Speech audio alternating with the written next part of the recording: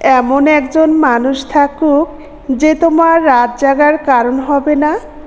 তোমার ভালোর স্বার্থেই তুমি রাত জাগলেই ধমক দিয়ে বলবে, রাত জেগে জেগে নিজের কি হাল করেছো দেখেছো, চোখের নিচে দাগ ফেলে দিয়েছো, আর রাত জাগবে না, তাড়াতাড়ি ঘুমাবে এখন থেকে।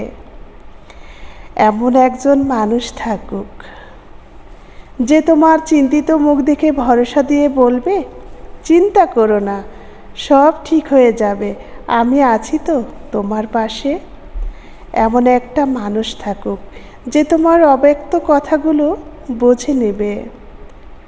এমন একটা মানুষ থাকুক যার তোমাকে ছাড়া কারো প্রতি কোনো প্রকার আকর্ষণ থাকবে না, তার সবটা জুড়ে শুধু তুমিই থাকবে।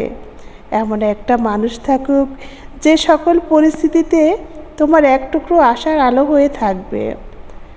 এমন একটা মানুষ থাকুক যার কাছে অনায়াসে মনের সব গোপন কথা প্রকাশ করা যায়, যার কাছে কিছু বলতে কোনো প্রকার জড়তা কাজ করে না।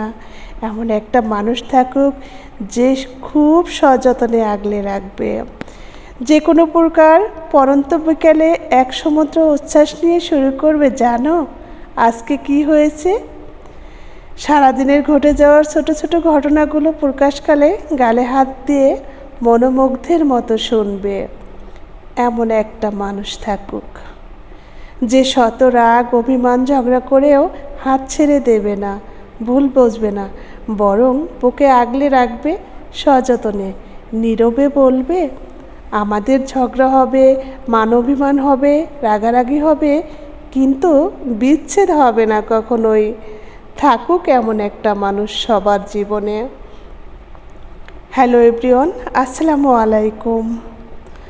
আমার খুব পছন্দের একটা কবিতা, ফারজানা আপুর লেখা কবিতাটি আমি আপনাদের সাথে শেয়ার করলাম। আর এটা ছিল সেই ঢাকা যাওয়ার আরেকটা ভিডিও। বলেছিলাম পরের খণ্ড আপনাদের সাথে শেয়ার করব। কবিতা বলতে বলতে কিন্তু অনেক দূর চলে এসেছি। এখন আমি আছি বাবুবাজার ব্রিজের উপরে, মানে যানজট এলাকায় চলে এসেছি, নিরিবিলি সৌন্দর্যের রাস্তাগুলো পার হয়ে।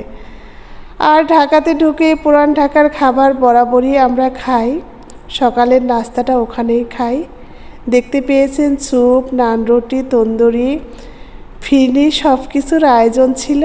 অবশেষে কেনাকাটার পালা, ঢুকে পড়লাম শোরুমগুলোতে। তো কেমন লাগলো আজকের ভিডিওটা? আজ আর আমি দীর্ঘ করব না, আপনাদের কাছ থেকেই জানতে চাই। সবাই অবশ্যই একটা লাইক দিয়ে শুরু করে দিয়েছেন, আর সুন্দর একটা মন্তব্য করে আমার পাশে থাকবেন। সবাই ভালো থাকবেন। আল্লাহ হাফেজ।